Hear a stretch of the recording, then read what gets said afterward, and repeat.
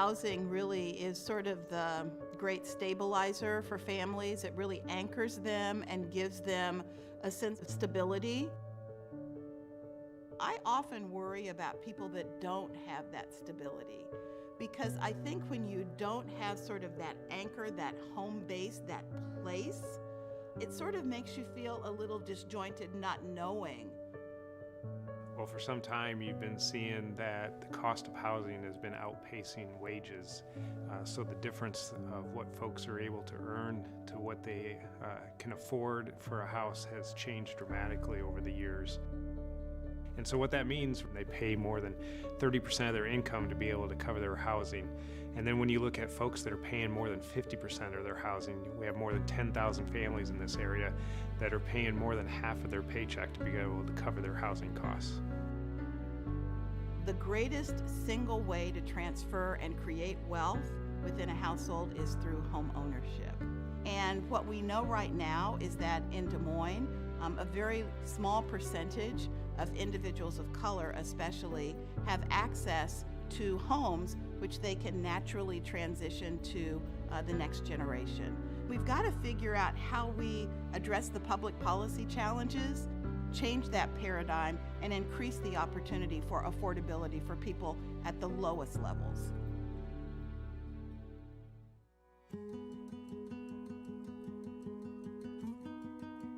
Well, when someone's in a cost burden situation, they're making a lot of choices. One, they might not be there to help with homework or go to a soccer game because they're having to work 2 jobs. It could be around their health insurance and that they're using the emergency room as their primary care physician, or choices around healthy foods that they need to be able to choose what's cheapest on the shelf, and that's the processed foods that might not be as good for you as if you're able to select fruits and vegetables. So all those things go into factors that are affecting families' lives.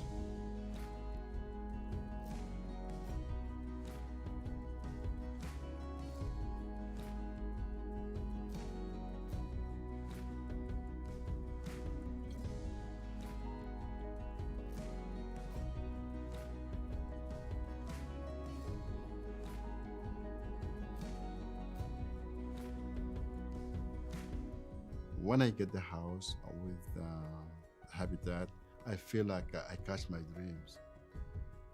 My kids now, they're so proud. They have their own place, and they can invite their friends to have fun and to play. And even at the schools, they did very, very well at the schools compared before when you have an apartment. So the way I pay for the mortgage doesn't require me to work overtime. So I get the time to be more with my family. Self-sufficiency becomes a key piece of families being able to thrive and be able to reach their potential. People that are facing losing their home were so frustrated because they couldn't get any help anywhere. Without the Rock the Block program in Des Moines, a lot of homeowners would not be able to get help on their homes. They would have had to move if we wouldn't have been able to help them. And so it's really rewarding to me to make homeowners happy. The thing that's really wonderful about the Habitat model is it really literally meets people where they are. And it gives them an opportunity to create their own pathway towards home ownership. So, when I really think about sort of that pathway that Habitat creates, it really is creating those opportunities that we should want for everyone. It's creating those opportunities that really are what the American dream is all about. And it's really about creating that means for people to not only have a roof over their heads, but a future for their families.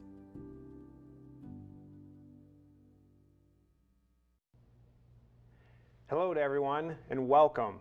It's certainly a unique experience to be with you today at our big event virtually. And while I can't see all of you, I can feel your presence. Thank you for joining us for this special virtual Key Awards ceremony. All of us have experienced unexpected challenges this year. We've struggled together as the derecho windstorm knocked out trees, power, and damaged our homes. We've grieved together and called for an end to the systematic injustices regularly faced by Black and brown Central Iowans. And we have adapted and innovated to the pandemic's many, many challenges. With all of this, Habitat for Humanity's work is more important than ever. In 2020, we have continued to promote dignity, build hope, and inspire changes as we will complete more than 200 rock-the-block home repairs, introduce 24 families to home ownership, and close on the 400th Habitat for Humanity home completed in the Des Moines area. In a year that we are reminded that home provides a shelter from the uncertainty of the world. Habitat's vital work continues to provide homebuyers new freedom from instability, stress, and fear.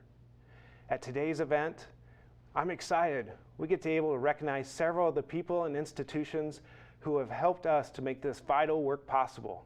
And we're going to get to speak with a homeowner whose life has been impacted by your support. And we'll learn about 3 young people with incredibly bright futures. We'll hear from a national leader in the drive around housing affordability. But first, we're going to start off. I'd like to introduce our friend, Pastor Wes Foster of the church at Union Park, to lead us in prayer and serve as our MC. Pastor Wes. Well, thank you, Lance, and it truly is an honor to be here with you today. Please join me in prayer as we begin our ceremony. Heavenly Father, we thank you for the opportunity you have graciously given us to celebrate what many have accomplished through you. Although we are physically distant, we thank you for the hearts that are socially connected. We thank you for this technology that makes this possible.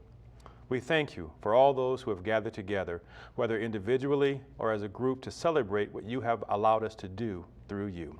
We thank you for the expression of love that has allowed us to go into many neighborhoods, even in times like these where the challenges were already high and have become even more difficult. You showed that where love abides, great things are possible.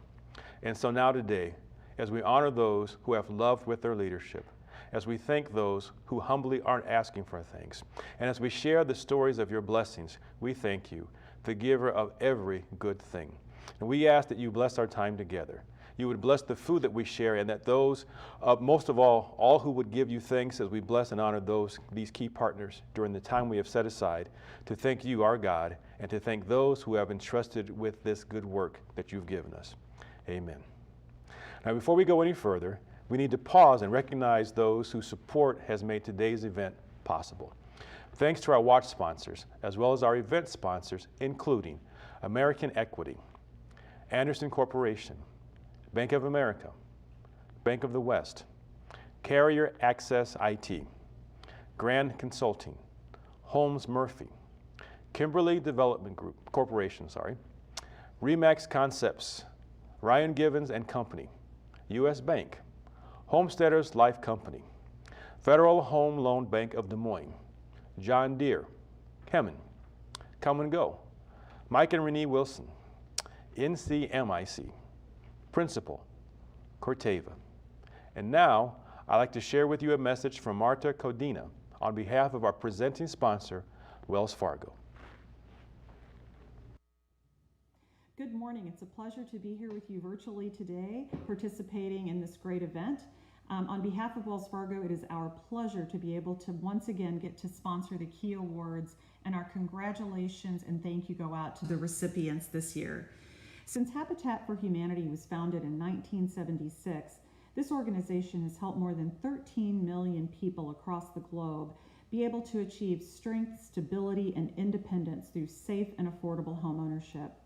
Wells Fargo and our Wells Fargo Housing Foundation are proud to have provided a combined $79 million to Habitat for Humanity International and our local affiliates like the Des Moines chapter in support of that sustainable and affordable housing. And since 2010, our employees have enjoyed volunteering more than 410,000 hours in support of Habitat projects and have been able to build and improve combined over 2,900 homes in partnership with families in need in our communities. Locally, since 1997, Wells Fargo has contributed more than $3 million to the Greater Des Moines Habitat for Humanity to support affordable homeownership opportunities. Housing affordability, as you all know, continues to be a real crisis in our country. and it is one of our organization's 3 designated philanthropic pillars, along with small business and financial education. So Habitat for Humanity, thank you for all that you do, and thank you to all the volunteers and organizations that are making the impact to make improvements. Thank you. Thank you, Marta, and thanks again to Wells Fargo for their continued support. In a moment, you'll learn more about this year's Key Award winners, institutions whose support has been integral to Habitat's success. We will celebrate 4 honorees whose contributions have made a significant impact in helping create and maintain affordable home ownership opportunities in partnership with qualified low-income families. But first, we're going to hear from Anyath, a Habitat homeowner. Anyath grew up in Sudan, but resettled to the United States in 2007 and moving to the Des Moines area in 2011. Anyath and her 3 children moved into their new home in the Drake neighborhood this past December. Now, Lance had an opportunity to sit down with Anyath yesterday. Well, we are excited that Anyath had taken time following a hard day's work to come and talk a little bit with all of us. And so we want to be able to ask a few questions and hear a little bit about Anyath's story. And could you start us off and just tell you a little bit about yourself and about your family? My name is Anyat Amo, and I'm from South Sudan. I'm mother of 3 kids, and I am a team leader for a U.S. mail company, and I'm so grateful to be here today with you. And well, thank you. You're welcome. And then, how did you choose to come and live in Des Moines? It was kind of like Des Moines. I have most family here, my auntie living here, so it's kind of like I have to be here next to her, and yeah. So before you bought your Habitat home, what was it like where you were living before you bought your Habitat home? I was going through a lot, and when the first thing come to my mind is like try to apply for Habitat. And then when I tried the first, it rejected me through my income. And then I tried the second one, and then they accept me. And I was so happy to get the letter. That day, the first thing I said, I read it, and they accept me. I said, hallelujah. And I started crying. I didn't believe it. And it was a big day for me. And so how long has it been since you purchased your Habitat home? I've been in my house for 10 months, I believe now. So late last year? Last year. Yeah. December of last year. And what's your favorite part of the neighborhood that, as you've moved into the neighborhood and into the home? I love it. It's quiet neighborhood. I never see anything bad. And I'm so happy in my house. I enjoy it. It is big different to live in your own place. Yep. So you worked really hard to become a homeowner. You did your sweat equity, home buyer's education, and then you actually, we signed the papers to purchase the home, and it became yours. So what did it feel like when it was completed and the house became yours? At the first, it was kind of hard for me. I didn't even believe it that I've completed my hours, but it was going quickly because it was hard because I work a night shift. I get out from night job and go and do my hours. It was kind of hard, but with kind of happiness and joy and love, it was like easy for me. I didn't even feel it that hard, and I enjoy work with Habitat. And have things changed since you've moved into your home? What's different in your life since you've bought your house and moved in? A lot. I'm so happy. My kids are happy to live in my own house. It means a lot to me. Yeah. And how about for your kids and your children? How has it affected them to be in your own home? It did not affect them a lot. It's just this year is kind of a little bit harder, but we are happy. How about from the side point, when you did the sweat equity and the home buyer's education, what was the most memorable experience from the sweat equity? There is a day that we work with Wells Fargo, and it was raining, and it was cold that day. I can't forget that day. It was so beautiful. Some of other ladies didn't want to work because it's raining, but to me it was nice. Well, we just want to say thank you for taking the time to speak to all of us today, and that it really is an honor for us to be able to partner with you, and we're so happy that your family is a homeowner, and that we just want to be able to continue to celebrate and be along on your journey as you move along. So thank you for being with us today and being a part of the Habitat family. Thank you so much, and thank you for you guys, for me to have a Habitat house. Greater Des Moines Habitat for Humanity is now proud to present the 2020 Key Awards. As a catalyst for change and a community convener, the Community Foundation of Greater Des Moines provides charitable giving in Central Iowa and is instrumental in facilitating gifts from individual donors to Habitat. Not only does the foundation support Habitat in the here and now, they support our organization's need for the future by helping establish and administer our endowment funds. Beyond connecting donors to our mission and providing invaluable nonprofit resources, the Foundation's grant making has been critical to our work. Notably, the Foundation's 2016 grant helped create tidal wave change in the Birdland neighborhood, enabling the creation of 34 home ownership opportunities and completion of more than 100 homeowner-occupied repairs through the Rock the Block program. In recognition of the Community Foundation of Greater Des Moines' role in creating impactful change throughout our community, we are proud to award the Foundation a 2020 Key Award.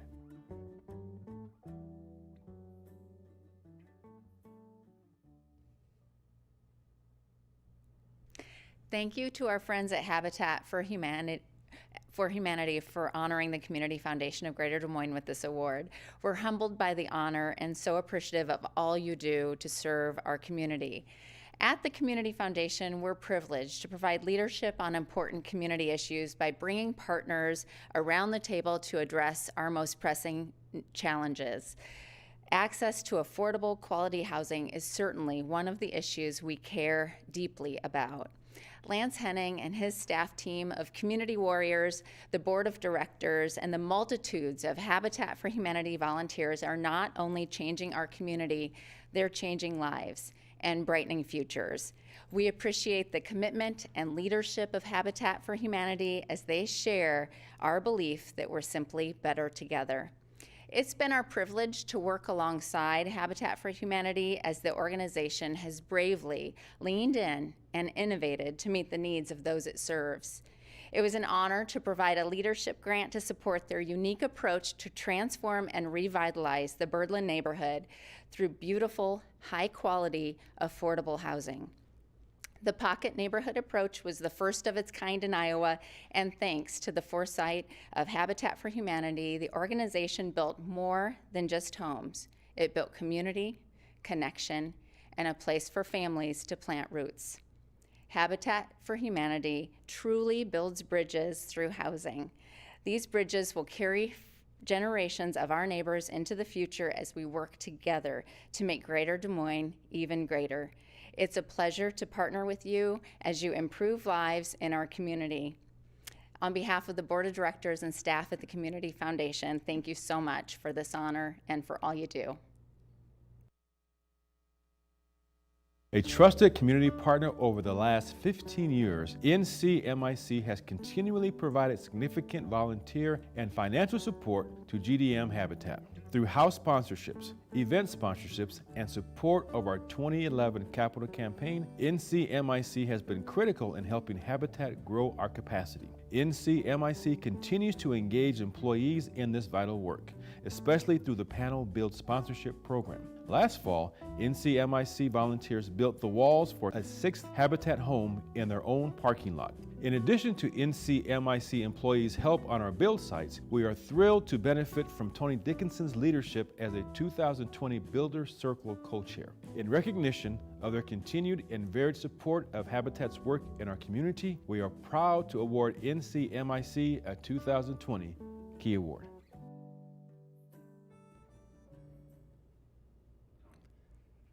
Thank you, Lance. and thank you, Habitat for Humanity.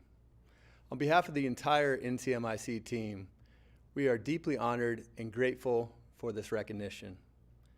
During our annual employee survey, our team members consistently rate Habitat as one of the most important nonprofit organizations to them in our community. Personally, my life was changed back in 2006 during my first Habitat build. I had the opportunity to go to New Orleans after Katrina and help rebuild the Musicians District. It's something I'll never forget. At NCMIC, we feel like we're doing our small part to change the lives of Habitat homeowners with our annual panel build that takes place in our parking lot. And this year, as I was co-chairing the Habitat Builder Circle annual fundraising campaign, I had the opportunity to invite my fellow senior management team to join me on a tour of the Birdland neighborhood, where we saw the recent completion of their pocket development. And we had the distinct opportunity to see the home that Habitat built that was done by NCMIC, where our recent panel build walls came together to create a home in the Birdland neighborhood. It's something that we'll never forget. At NCMIC, our motto is, we take care of our own. And this applies to our team members, our customers, and to our community. And we can't think of a better way to take care of our community than to partner with a wonderful organization like Habitat to help them achieve the dream of homeownership for their members. Thanks again to Lance and to Habitat for Humanity for this award. The work you're doing here is very important, and it couldn't be any better. Hello, our names are Tim and Beth Goldhammer. We would like to express our sincere thanks to all of our friends at the Greater Des Moines Habitat for Humanity for allowing us to again present 3 deserving individuals with William J. Goldhammer scholarships for 2020. Continued learning and adventure were Will's greatest passions, and that is why this scholarship program makes perfect sense as a way to honor Will's short but impactful life. The time Will spent with Habitat staff and program families in 2012 was a truly enlightening time for him, and he was inspired to help people who were willing to help themselves and provide a hand up, not a handout. Today we celebrate the 8-year anniversary of Will's program, and we have the honor of presenting Sumitra Basnet, Sadra Salima, and Dalam Thang as our 2020 recipients. Sumitra is currently attending Grandview University, majoring in biology with plans to attend med school. Her hopes are to return to Nepal, open a free clinic, and serve the people there. Sarah is currently a senior at East High School and plans to attend the University of Iowa to study journalism and dentistry. She is interested in matters related to the well-being of others and social justice. Dalam is currently attending DMAC, majoring business with plans to become a CPA after graduating from the University of Iowa. Dalam's references were truly impressive. We sincerely hope that by assisting these 3 deserving recipients in achieving their educational and career goals, in the future they will pay this gift forward and assist others in need of a hand up. Congratulations to each of our recipients, and thank you. We now return to the presentation of this year's Key Awards. Bank of America is helping make decent, affordable housing possible right here in Central Iowa. Since 2000, Bank of America has provided generous support by sponsoring the construction of new homes, donating land or houses for construction or renovation, facilitating employee volunteerism, and helping lead Habitat through representation on committees. Over the course of 20 years, Bank of America's investment in this ministry through financial contributions and donations of property has totaled more than $850,000 in value.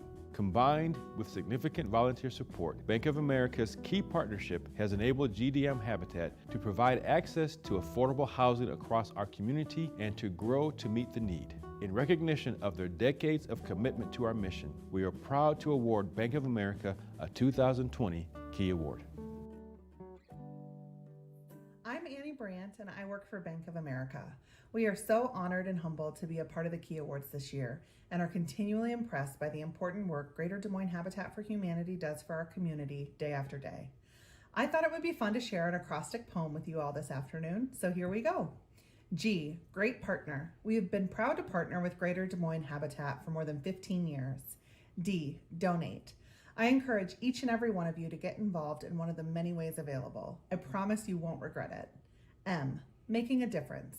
I have seen firsthand the difference that the Greater Des Moines Habitat staff, volunteers, and partner families make each year here in Central Iowa, such as the local economic impact of more than $10 million that was made by the Birdland neighborhood homes that were built last year. H, hand up. A hand up, not a handout. It's a perfect phrase to use when sharing the Habitat story. F, families. This is the passion that keeps Habitat going. Hundreds of low-income families are served each year here in Greater Des Moines. H, Habitat team. I would like to especially thank and congratulate everyone that is a part of the Habitat team here in Des Moines. You all are making an impact, and we are stronger because of the work you do each day. Thank you so much. On behalf of my Bank of America colleagues, thank you for this incredible honor and enjoy the afternoon. Lutheran Church of Hope is a difference maker in Habitat's work to revitalize and transform Des Moines' core neighborhoods. During the church's 2019 Lenten offerings alone, congregation members raised more than $800,000 toward Habitat's impact in the Riverbend neighborhood. The congregation's support of Habitat's work through these funds, plus volunteerism and prayer, are making possible 6 new home ownership opportunities, as well as repairs to existing homes through the Rock the Block program. We are grateful to the Lutheran Church of Hope community for putting faith and love into action with Habitat for more than 15 years, for building awareness around the need for affordable housing, and for lifting up this important work through funds, sweat, and faith. We are proud to award Lutheran Church of Hope a 2020 Key Award. 5, 4, 2. Well, what an incredible honor it is to be here with all of you today. What a way to gather, but what an incredible opportunity it is to celebrate what God is doing. I want to say a special thank you to Lance and to Habitat for Humanity for the incredible work that they're doing in this community. It really came about as a vision. As a church, as a staff, we were asking the question, God, where would you call us? And the thing that we kept on hearing again and again and again was the need for affordable housing, for people not only to be provided in beautiful new homes, but to have their existing homes repaired. And so we asked the questions, and conversations came about, and we had an incredible conversation with Lance Henning. And this idea of this partnership in the Riverbend neighborhood came about, and my goodness, the way in which lives are transformed when we can come together. And so I'm here today able to receive this incredible, distinguished honor, but I'm not here on my own. I'm here as a product of the incredible work that you're doing, the incredible work that Habitat for Humanity is doing. And I'm here today to celebrate what I get to be a part of. And I'm here standing on the shoulders of so many people from Lutheran Church of Hope that have answered this call to serve their neighbor. Jesus said, when I was hungry, you gave me something to eat. When I was thirsty, you gave me something to drink. And so what we get to do today is to celebrate the ways in which we can step into the gaps that exist in our community. And Habitat for Humanity, all of you partners and people who have been caught up into this vision, we do this together and we do this with one another. And what an honor it is to see what happens when we can come and serve and be the hands and feet in the communities in which we exist. Thank you, Lutheran Church of Hope. Thank you, Habitat for Humanity, and thank you to all of you.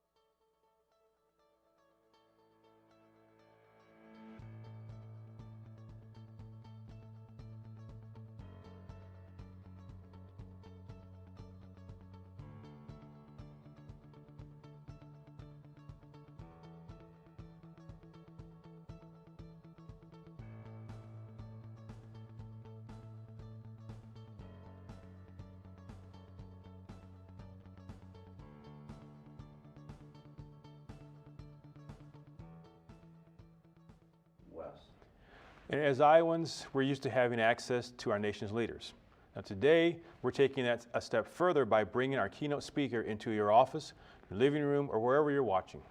Julian Castro served as U.S. Secretary of Housing and Urban Development under President Barack Obama from 2014 to 2017. Before that, he was the mayor of his native San Antonio, Texas, the youngest mayor of a top 50 American city at that time. In 2012, he gave a rousing keynote speech at the Democratic National Convention, during which he described the American dream as a relay to be passed from generation to generation. In October of 2018, Little Brown published Castro's memoir, An Unlikely Journey, Waking Up from My American Dream.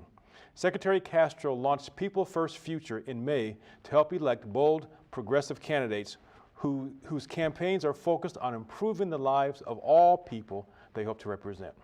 Please help me in welcoming Julian Castro. Hello and good afternoon. Thank you so much, Pastor, for the introduction. And a huge hello from San Antonio, Texas to everybody out there in the greater Des Moines area watching. I want to thank the Greater Des Moines Habitat for Humanity for inviting me to say a few words today. And just start off also by saying a huge felicidades, congratulations to all of the honorees that are being recognized for their wonderful work at creating housing opportunity in the community. I know what a difference that makes. I've seen it in action here in my hometown of San Antonio and in many communities when I was housing secretary under President Obama. So thank you for doing it. Your investment in time and energy and your resources is absolutely worthy of recognition and praise. It goes without saying that we find ourselves at a very unusual, challenging moment in our nation's history right now. One where millions of people are still out of work. COVID-19 has taken more than 200,000 American lives, where we continue to struggle for equality in this country of ours. It's a time when a lot of people are struggling. And that struggle is nothing new to so many of the people who have been hit the hardest, and also who have been asked to step up during this time. Essential workers who report to work in meatpacking plants or in the fields, grocery stores, fast food workers, healthcare workers, first responders. One of the questions that we have in front of us is how we get past this pandemic, how we ensure that everybody is able to be okay right now. The longer term question for our nation really is also, how do we use this as an opportunity? An opportunity to make sure that especially the most vulnerable in our nation have what they need to prosper. For they are the ones we have asked for from the most during this time, and they have stepped up in so many ways to ensure that we have food on the table, that folks who show up at the hospital have people to take care of them and treat them. In so many ways, they have continued to do their job so that we can prosper. When it comes to housing, we know that we have a short-term challenge in front of us. We have to ensure that the millions of people right now who are on the brink of eviction are able to stay in their homes by passing the HEROES Act in Congress and providing for direct rental assistance, ensuring that homeowners are not kicked off of their mortgage. And that's the short term. And that still has to be done. And I believe that it can be done. Right now in Washington, D.C., the House and the Senate are negotiating on a package that hopefully will do those things. But I wanted to speak today about the longer term challenge that we have. When I was housing secretary, I had the chance to travel to more than 100 different communities in 39 states. And if you follow housing like I know a lot of you do, you know that we had a real challenge before COVID-19 came along. We had a rental affordability crisis that was spiking rents all over the country, including in places like Des Moines and in smaller cities in Iowa. We had, for the last several years, a home ownership rate that has been underneath the home ownership rate for the average home ownership rate for most of the last 20 years. And in some communities, we're still trying to get over the Great Recession of a decade ago, when home ownership levels fell to their lowest level in 40 years. I'm convinced that we can do several things to make sure that everybody has housing opportunity in this country. In fact, I believe that we should treat housing as a human right. What are those things? Number one, we need to make a big investment again in this country in housing that is affordable to the middle class and to low-income individuals. We need to ensure that people can find a place to live, whether they live in a small town or a big city, that is affordable. Those who want to rent are able to rent, but also those who want to become homeowners are able to become homeowners. We need to increase the number of units out there that are available and also strengthen some of the best tools that we have to promote homeownership, like the FHA.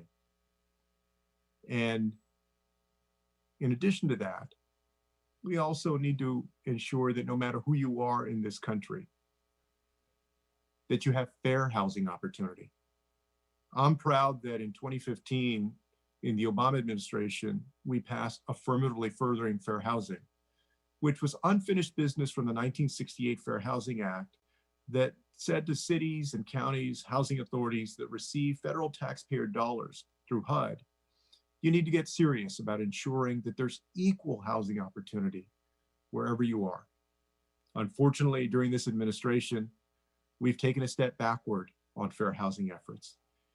My hope is that beginning in January of 2021, we're going to take a step forward, again, not only in investing in housing opportunity with dollars, with resources, but also making sure that equal opportunity is embraced again, that we're moving forward as a country to living up to our highest ideals. And I know we're going to have a question and answer session, but I just wanted to spell out why I believe this is so important for our country. Because we know that housing is not just about a roof and four walls. That's something that the families that have benefited from the work of Habitat for so many years clearly understand. We know that housing is one of the best things that an individual and a family can have that promotes stability. When you have a safe, decent, affordable place, especially one of your own, you're able to learn better. You're more likely to get a better job. You're more likely to have better health outcomes. All of those things that are connected to economic mobility and to quality of life, those things are connected to safe, decent, affordable housing. So when we think about what Des Moines or Iowa or the United States of America needs so that everybody has a shot at achieving their American dream, you can't get there unless you address the need for housing that is affordable and the opportunity for people to own a home going forward. I believe that over the next several years that we're going to have that opportunity, that we're going to have that chance to make home ownership more real, to make affordable housing more available, and by doing that, to help lift up millions of American families who deserve their shot at the American dream like generations before. And that in doing that, we're going to create a brighter future for those families and for this country. Exactly what the Greater Des Moines Habitat for Humanity has been doing for families and individuals for many years. I want to thank you for it, and thank you for having me. Well, Secretary Castro, thank you for your remarks, and we're glad to have you here in Des Moines virtually today. So it's exciting to have you and sharing your insights there, and I appreciate your really approaches on thinking about how important affordable housing is. And you did address some of the immediate needs that the pandemic has brought out on there. And what do you think might be some of the effects on the long term as we think about some of the low-income wage earners have been more affected by the pandemic, and it looks like there is a real possibility of a K-shaped recovery. So how does that play into affordable housing down the road? Thanks a lot, Lance, for the invitation to be here. Thank you for the good work that you and the organization are doing. Well, I mean, to me, this is going to be really, I think, not only a missed opportunity, but the irony of ironies. If coming out of this pandemic, we don't ensure that those very people who are at the lower end of this income scale, that stepped up the most when we needed them for everybody else, if we don't ensure that our agenda includes investing in opportunity for them and their kids, whether it's educational opportunity, closing this digital divide that is hurting so many families right now as people go to remote learning, and especially housing opportunity, because we know that when the economy gets back up and going, that those housing prices are going to start spiking again like crazy, and rental costs are going to start going up tremendously, even though they have begun to fall a little bit in some places. That's not going to last. So to me, we need to be creative, and it means raising the minimum wage. It means investing in millions of new units of affordable housing in the years to come. It means using our tax code to promote home ownership opportunity, and also to make renting more affordable to people who need to rent. It also means working with local communities to make the creation of affordable housing more possible. I would like to see the federal government incentivize local communities to adopt land use codes that still maintain local control. I came out of local government, so I know how important that is as a former mayor, but gives them an incentive perhaps to adopt land use codes that make it easier for affordable housing to be developed, because oftentimes there is a NIMBYism and a blockage to affordable housing efforts, and I think that needs to change going forward. And you did talk about how we want to increase affordable units, and there's a high need for that, and strengthening the tools. When we think about just examples that you might have seen, whether it's local examples that might be able to be scaled, or examples outside of the U.S., what would be some ways that we could really increase affordable housing and be able to look at the tools that are going to improve that?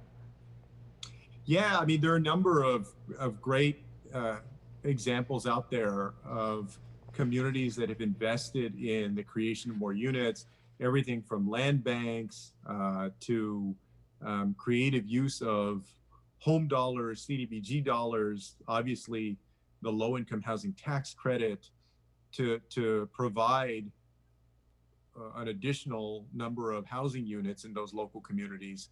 I think also that communities need to look at their land use codes and density, right? Because some of the smartest investments have been perhaps denser than some communities are used to.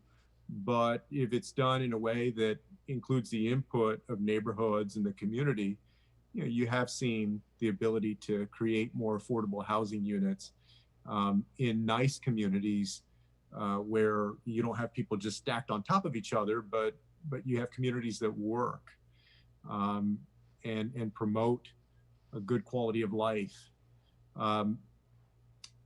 So I think all of that is possible, but at base, it's going to require greater resources there's no way that we're going to meet the affordable housing challenge without significant investment from the federal government in this, and a partnership with state governments, local governments, nonprofits, and the private sector. All of this is going to have to happen. Everybody's going to have to be working together. The good news is that, when we think about our federal initiatives, take something like the low-income housing tax credit, or even home and some CDBG programs. Those partnerships are fairly robust right now with the private and nonprofit sector. And so it's not like we're starting from scratch, but I think we need to breathe new life into them. I think it's been about 40 years in our country since we had a serious commitment to expanding affordable housing, and we need to get back to it. This pandemic has really shown us that we need to get back to covering the basics of what people need. And as you talked about some of the tools and pieces on there, when we had a question around mortgage income deduction on there, and here in Iowa and your home state of Texas, those are considered actually maybe some of our more affordable places to live in the country. But a hard-working person earning $35,000, $40,000 isn't able to buy a piece of ground and build a house without a significant subsidy on there. At the same time, the mortgage interest deduction on our personal federal taxes, which I benefit from on there, it is, I think this year, estimated to be a value of $30 billion. That's like a bee with a boatload on there. And that it is really something that it's more than 90% of that subsidy, housing subsidy, goes to families earning more than $75,000. So might there be ways to, what are your thoughts around the mortgage interest deduction, and is that something that could help with affordable housing as well? I absolutely believe it can. I think right now, look, I see a place for a mortgage interest deduction, but I think that it's too tilted in the direction of people who own higher end properties and are of significant means, and that perhaps we can formulate it in a smarter way to be able to invest some of those resources into the creation of affordable housing units, both for home ownership purposes and for rental purposes. A few years ago, if I remember correctly, then Representative Keith Ellison had a proposal to do that. And there have been other proposals as well that would not eliminate it, but I think would balance it out and invest resources where you have the heaviest need for affordable housing, both rental and home ownership opportunities. And I think also we've had a number of questions that we're trying to get at what we could do locally, and particularly around when we talk about the home ownership disparities and wealth disparities that are experienced by people of color. What should local communities be thinking about for policies that can move the needle and help in those areas? Well, I think that local communities should take a long, hard look at the land use regulations that they have in place, at the history of development in their own community, because every community is different. They should ensure that they have robust fair housing efforts in their community. As you know, there are nonprofit organizations that do this work to help ensure that there's equal opportunity there. And also, there needs to be an education process oftentimes that happens for neighborhoods that sometimes are still being integrated, basically, both racially and also in terms of the type of housing that exists there. You have a lot of suburbs throughout this country, and not only suburbs, but neighborhoods within cities, there's bigger cities as well, that are still uncomfortable with the idea of affordable housing going into the neighborhood or higher density. And to me, there needs to be an education process and a breaking down of those barriers in a way that is inclusive, that seeks input from people in neighborhoods. But the challenge is that those attitudes oftentimes end up blocking the chance for people of color and low-income individuals of any background to be able to live in what Raj Chetty a few years ago and his research team called high opportunity areas, where their family is more likely to go to a good school, be able to get better jobs, and have better life outcomes. And this is a challenge for every single community. I think that we can work on that, and if we do work on that, it's going to allow many families right now, many families of color, to be able to prosper more in the years to come. And I think around that area on there, and one of maybe of our challenges for our metro area is how do we think about those areas of opportunity regionally, and how would we go about trying to bring multiple jurisdictions together to be able to really have a conversation about housing from a regional standpoint and those areas of opportunity from a regional standpoint. Do you have any thoughts on how we could approach that? I absolutely do. In fact, when I was at HUD, one of the things that we launched was something called the Prosperity Playbook. And that was the idea. It was, hey, look, oftentimes, particularly suburban areas, this is kind of new to them. Many suburbs don't think of themselves as having to provide affordable housing opportunity. That was not the way that the suburb came into being. Unfortunately, in some cases, in a lot of cases, people were running away from that at one time and created enclaves in suburbs.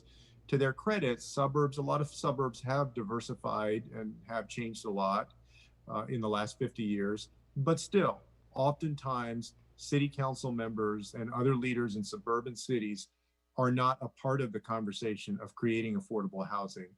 Oftentimes, they're not a part of the conversation of creating transit opportunity, whether it's bus lines or in some places rail lines. In fact, sometimes they actively reject that.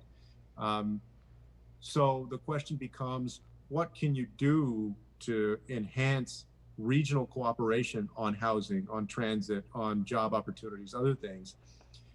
Our initiative was about actually getting people in the same room, starting there, and laying out on maps sort of what the assets are, who's doing what in terms of housing, in terms of transit and other things, and how people could plan regionally and create a regional vision for all of these things that does connect the dots between housing and transit and economic development and education.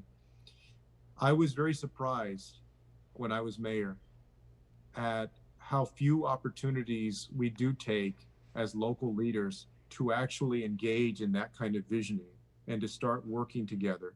You would think that it happens more often than it does, but it often doesn't. And where it does, it's in some regional transportation committee or some other regional body that oftentimes is not very strong, doesn't have a very powerful voice politically. It's not the same as getting the mayors of a region together or the county supervisors of a region together at the same time, trying to get them on the same page, working together, putting the egos aside, because then you get into the, you have the big city and are they going to try and tell everybody what's what? You need to start working through all of that in a practical way. The upside of that is that can be very helpful when you're drawing down state resources and federal resources. If you get that down well, then I think it sort of provides a glide path for everything else. Well, thank you. Nate, and this I think is going to be our last question on there, but what are you most hopeful for around affordable housing and as you look down the road here?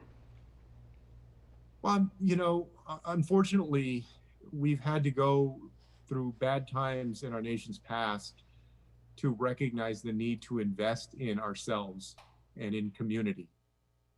We're going through a rough time right now, health-wise, economically, but I also think it's a time where people are recognizing that, we can't go on the way that we've been going on. We can't go on becoming a country where fewer and fewer people are doing better and better, and more people are falling behind, and inequality is growing. We have to get on a different track. And part of getting on a different track is making sure that people can afford something as basic as a decent place to live.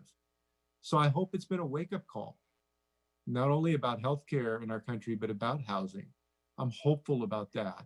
And of course, hopeful about this election that we have coming up in about a month. And I know we're not talking politics today, but I do think that we have an opportunity to change direction, and affordable housing investment, I think, is very much a part of changing that direction. Secretary Castro, a huge thank you for being with us today and coming to Des Moines virtually, and that we just appreciate your insight and your willingness to share with all the Habitat family and our Key Awards today. So thank you for your time today. Thanks a lot. I love the work y'all do. Take care. And to our audience, just hang on 1 minute, and I'm going to move over to the podium and we'll have our final words.